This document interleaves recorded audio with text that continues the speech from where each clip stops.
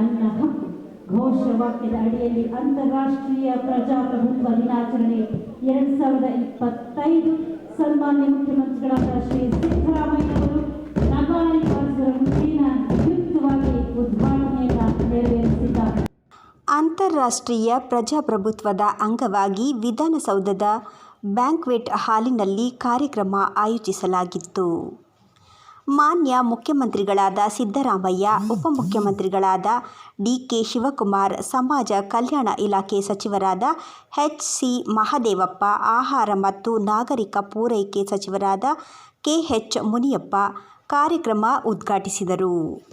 ಪ್ರಜಾಪ್ರಭುತ್ವ ಉಳಿವಿಗಾಗಿ, ಮತ ಜಾಗೃತಿಗಾಗಿ ನಮ್ಮ ಮತ ನಮ್ಮ ಹಕ್ಕು. ಪ್ರತಿಯೊಬ್ಬರೂ ದೇಶದ ಪ್ರಜಾಪ್ರಭುತ್ವದ ಮಹತ್ವ ತಿಳಿಯಬೇಕು. ರಕ್ಷಣೆ ನಮ್ಮೆಲ್ಲರ ಹೊಣೆ. ಆರ್ಥಿಕ ಸಾಮಾಜಿಕ ಸ್ವಾತಂತ್ರ್ಯ ಅಗತ್ಯವಿದೆ. ಪ್ರಜಾಪ್ರಭುತ್ವ ಕಳೆದುಕೊಂಡರೆ ಮತ್ತೆ ನಾವು ಪ್ರಜಾಪ್ರಭುತ್ವ ಪಡೆಯುವುದು ಕಷ್ಟ ಎಂದರು. ಕಾರ್ಯಕ್ರಮದಲ್ಲಿ ವಿವಿಧ ನಿಗಮಗಳ ಅಧ್ಯಕ್ಷರುಗಳಾದ ಸಂಪತ್, ಮಂಜುನಾಥ್, ಪಲ್ಲವಿ, ವಿವಿಧ ಸಂಘಟನೆಗಳ ಮುಖಂಡರಾದ ಎನ್. ಮೂರ್ತಿ, ಆರ್.ಎಂ.ಎನ್. ರಮೇಶ್, ಮುನಿ ಅಂಜನಪ್ಪ, ಚಳುವಳಿ ರಾಜಣ್ಣ, ಮುತ್ತುರಾಜ್, ಬಿ.ಆರ್. ಮುನಿರಾಜು, ಅನಂತ್ ನಾಯಕ್ ಸೇರಿದಂತೆ ವಿವಿಧ ಸಂಘಟನೆಯ ರಾಜ್ಯಾಧ್ಯಕ್ಷರು, ಪದಾಧಿಕಾರಿಗಳು, ಇಲಾಖೆಯ ಅಧಿಕಾರಿಗಳು ಉಪಸ್ಥಿತರಿದ್ದರು. ನಮ್ಮ ದೇಶದ ಸಮಸ್ತ ಜನರ ಧ್ವನಿಯನ್ನು voice and choice of the people ಅದನ್ನು ಜಾರಿ ಮಾಡಲಿಕ್ಕೆ ಇರತಕ್ಕಂಥ ಒಂದು ಬಲವಾದಂಥ ವ್ಯವಸ್ಥೆ. ಸರ್ವಾಧಿಕಾರಿ ಧೋರಣೆಯ ಪ್ರವೃತ್ತಿ ಪ್ರಪಂಚಾದ್ಯಂತ ನಡೆದು ಸರ್ವಾಧಿಕಾರಿ ಧೋರಣೆಯ ವಿರುದ್ಧ ಶತಮಾನಗಳಿಂದ ಬ್ರಿಟನ್ನಲ್ಲಿ, ಫ್ರಾನ್ಸಲ್ಲಿ ಮತ್ತು ಅಮೆರಿಕದಲ್ಲಿ, ರಷ್ಯಾದಲ್ಲಿ ಕ್ರಾಂತಿಗಳಾಗಿ ಸರ್ವಾಧಿಕಾರ ಅಳಿದು ಪ್ರಜಾಪ್ರಭುತ್ವದ ಸ್ಥಾಪನೆಯಾಗಲಿಕ್ಕೆ ಪ್ರೇರಣೆಯಾಗಿದ್ದಾವೆ. ಅವೆಲ್ಲವೂ ಇತಿಹಾಸದ ಪುಟಗಳಲ್ಲಿ ಸೇರಿ ಹೋಗಿದ್ದಾವೆ. ಭಾರತ ಪ್ರಪಂಚದಲ್ಲಿ ಒಂದು ದೊಡ್ಡ ಪ್ರಜಾಪ್ರಭುತ್ವದ ರಾಷ್ಟ್ರ. ಭಾರತ ಬುದ್ಧನ ದೇಶ. ಭಾರತ ಬುದ್ಧನ ಮಹಾನ್ ದೇಶ. ಈ ದೇಶದಲ್ಲಿ ಶಾಂತಿ, ಸೌಹಾರ್ದತೆ, ಸಹಿಷ್ಣುತೆ ಮತ್ತು ಸಹಬಾಳ್ವೆಗೆ, ಸೌಹಾರ್ದತೆಗೆ ಚರಿತ್ರೆಯನ್ನು ನಿರ್ಮಾಣ ಮಾಡಿರ್ತಕ್ಕಂಥ ದೇಶ. ಅದಕ್ಕೆ ಬಾಬಾ ಸಾಹೇಬ್ ಅಂಬೇಡ್ಕರ್ ಅವರು ಒಬ್ಬ ವ್ಯಕ್ತಿ ಒಂದು ಮತ ಒಂದು ಮೌಲ್ಯ ಅಂತ ಹೇಳಿದರು.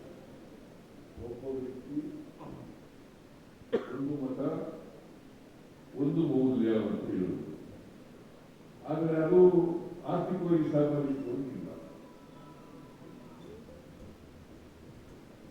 ಇದನ್ನ ದುರುಪಯೋಗಪಡಿಸಿಕೊಂಡು ಕೆಲವು ಪಟ್ಟಭದ್ರ ಹಿತಾಸಕ್ತರು ಪ್ರಜಾಪ್ರಭುತ್ವವನ್ನು ದುರ್ಬಲಗೊಳಿಸತಕ್ಕಂಥ, ಸಂವಿಧಾನವನ್ನು ದುರ್ಬಲಗೊಳಿಸತಕ್ಕಂಥ ಪ್ರಯತ್ನವನ್ನು ಮಾಡ್ತಾರೆ.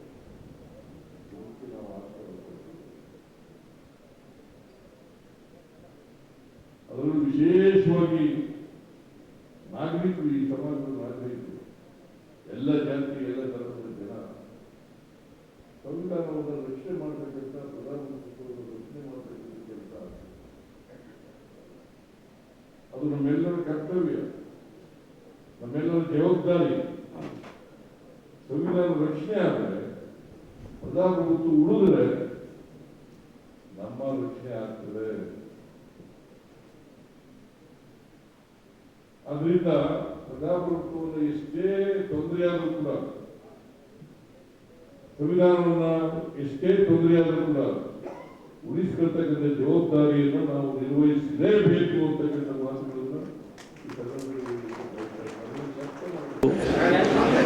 ಅಂತಾರಾಷ್ಟ್ರೀಯ ಪ್ರಜಾಪ್ರಭುತ್ವ ದಿನಾಚರಣೆ. ಈ ದಿನಾಚರಣೆಯನ್ನು ಕರ್ನಾಟಕ ಸರ್ಕಾರ ಮತ್ತು ರಾಜ್ಯದ ಎಲ್ಲ ದಲಿತ ಸಂಘಟನೆಗಳು ಒಟ್ಟಿಗೆ ಸೇರಿ ವಿಧಾನಸೌಧ ಬ್ಯಾಂಕ್ವೆಟ್ ಹಾಲಲ್ಲಿ ಪ್ರಜಾಪ್ರಭುತ್ವ ದಿನಾಚರಣೆಯನ್ನು ಆಚರಿಸಲಾಗಿದೆ.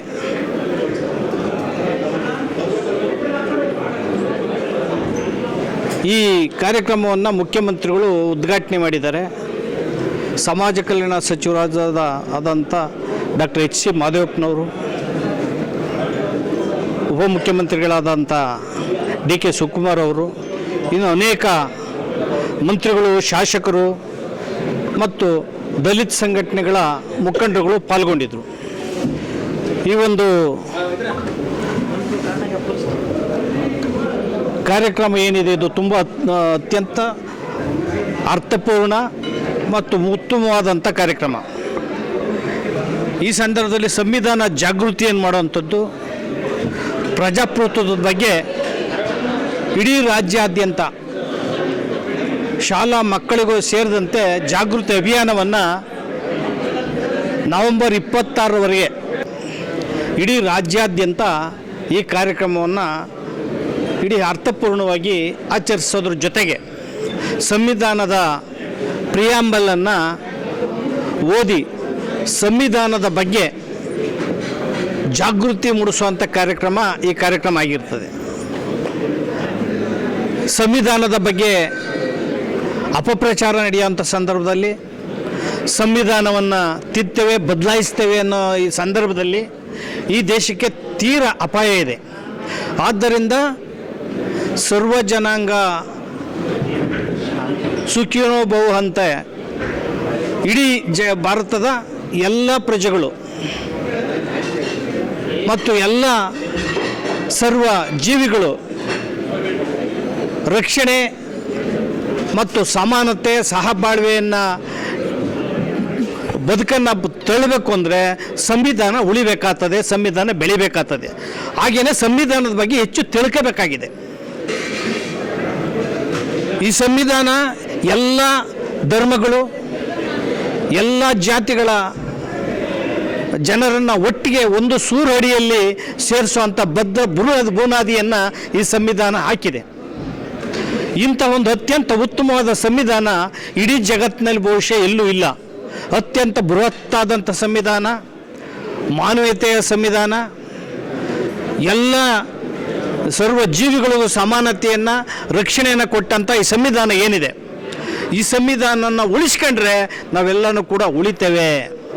ಈ ದಿನ ಬಹುಸಂಖ್ಯಾತರ ಮೇಲೆ ತುಂಬ ಅಪಾಯವನ್ನು ಅಡ್ಡುವಂತಹ ಕೋಮುವಾದಿಗಳು, ಜಾತಿವಾದಿಗಳು, ವಿಚಿತ್ರಕಾರ ಶಕ್ತಿಗಳು ಗಲಭೆಗಳನ್ನು, ಗೊಂದಲಗಳನ್ನು ಹುಟ್ಟಾಕ್ತಾ ಇದ್ದಾರೆ. ದೇಶ ವಿದೇಶಗಳ ಮಧ್ಯೆ ಯುದ್ಧ ನಡೀತಾ ಇದೆ. ರಕ್ತ ಪಿಸಾಚಿಗಳು ಇವತ್ತು ಎದ್ದು ನಿಂತಿದ್ದಾರೆ. ಇಂಥ ಒಂದು ಸಂದರ್ಭದಲ್ಲಿ ಸಂವಿಧಾನ ತೀರ ಅಗತ್ಯ. ಸಂವಿಧಾನ ಉಳಿಸ್ಕೋಬೇಕಾಗಿದೆ. ಆದ್ದರಿಂದ ಸಂವಿಧಾನದ ಜಾಗೃತಿ ಕಾರ್ಯಕ್ರಮ ಏನಿದೆ, ಈ ಕಾರ್ಯಕ್ರಮ ಸರ್ಕಾರ ಇವತ್ತು ಪ್ರಜಾಪ್ರಭುತ್ವ ದಿನಾಚರಣೆಯನ್ನು ಆಚರಿಸಿದೆ. ಮತ್ತು ದಲಿತ ಸಂಘಟನೆಗಳನ್ನು ವಿಶ್ವಾಸ ತಗೊಂಡು ನಮ್ಮೆಲ್ಲರಿಗೂ ಕೂಡ ಜವಾಬ್ದಾರಿಯನ್ನು ಕೊಟ್ಟಿದೆ. ನಾವು ಕೂಡ ತೊಡಗಿಸ್ಕೊಂಡಿದ್ದೇವೆ. ಈ ಸಂವಿಧಾನ ಜಾಗೃತಿಗೋಸ್ಕರ ನಾವು ಅತ್ಯಂತ ಪ್ರಾಮಾಣಿಕವಾಗಿ ಎಲ್ಲ ದಲಿತ ಸಂಘಟನೆಗಳು ತೊಡಗಿಸ್ಕೊಂತೇವೆ.